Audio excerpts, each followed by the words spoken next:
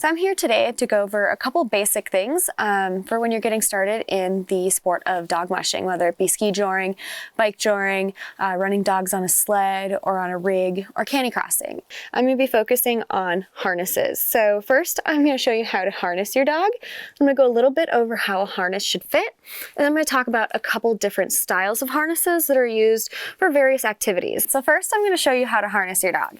Right here I have an X-back harness. It is called this because it makes an X on the back, as you can see right here. So when you're harnessing a dog, you want to, Molly's already ready for it.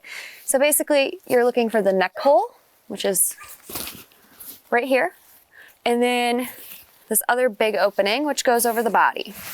So you're going to take that, put it over your dog, just line it up over their head. You want to make sure that you pull their collar through. And then, once it's over the neck, there's naturally going to be kind of a spot for their leg to go. So just lift their leg through, just like that, and you'll do the same thing on the other side. Very simple. And you can just pull the harness back. Voila, your dog is now harnessed. Very simple. Once you learn how to harness a dog with an X-back, it's pretty much the same for any other type of harness. Now we're going to go over harness fit. This is really important because you want to make sure your dog is comfortable while they're running and they're pulling. Incorrect fitting harness can cause harness rub, it can cause soreness, and even maybe lead to injury. So you really want to make sure that the harness fits well. So the first thing you want to look for when you put a harness on is that it's not too big on the neck or too tight on the neck. If it's too tight, it's going to constrict their windpipes. It's going to restrict their breathing. Essentially almost going to be choking them. You don't want it too loose because then it's really going to shift around on their chest and it's going to pull to the side and it's just not going to be comfortable for the dog. So a reference point is you find their chest bone, which is pretty prominent. It's really easy to find it with your thumb or your hand. And then you want to see where the bottom of the neck opening on the harness lies. And you want that to be about 1 to 1.5 inches from the chest bone. If your neck is below, the neck opening is below the chest bone, it's too big. And if it's more than 1.5 inches past the neck bone, it's going to be too tight. So really that ideal spot is kind of right at that inch mark, just above the chest bone. If you can't get a perfect fit, I always recommend to go slightly bigger than slightly too small. The next thing you're going to look for is the fit on the body. So you're going to see where this strap comes behind the leg. You want to make sure that this is not riding up into their armpit or that it's not way too loose and behind their rib cage. You want just that nice, perfect, moderate fit. So the fit on Molly right now is really good. And then for length, you want to make sure that the end of the harness, when pulled taut, comes to where the base of the tail is. So right now it looks like it's a little bit forward, but when she's actually pulling, it will stretch out right to the base of her tail. So now I'm going to show you a couple different types of harnesses. The harness that Molly has on right now is an X-back. This is your traditional, very popular harness used for almost anything. It's versatile, it's easy to learn how to put on, it's easy to fit.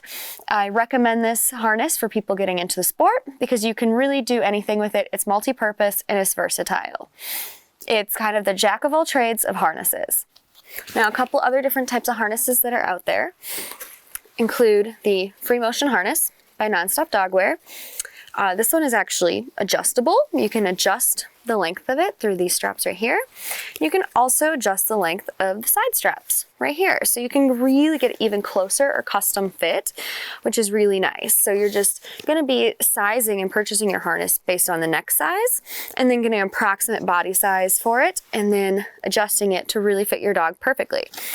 The advantage of this harness and what it's mainly used for is monosports, so like bike joring, ski joring, anything where the pulling point of the line is higher than the dog. So if you're ski joring, you're going to be hooked up around your waist and that's where the line's going to be coming from, which is going to be taller than your dog. So the line is going to slope down towards your dog.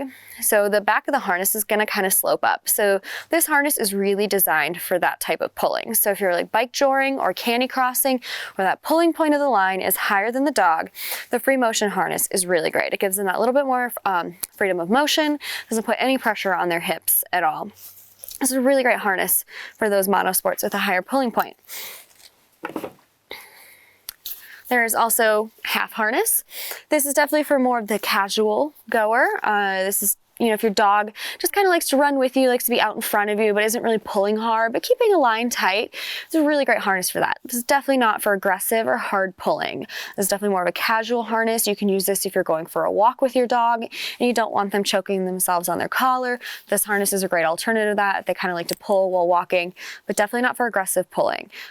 Really great if you have a smaller dog or you're just looking to do something a bit more casual than actually really getting into it and going fast and pulling hard.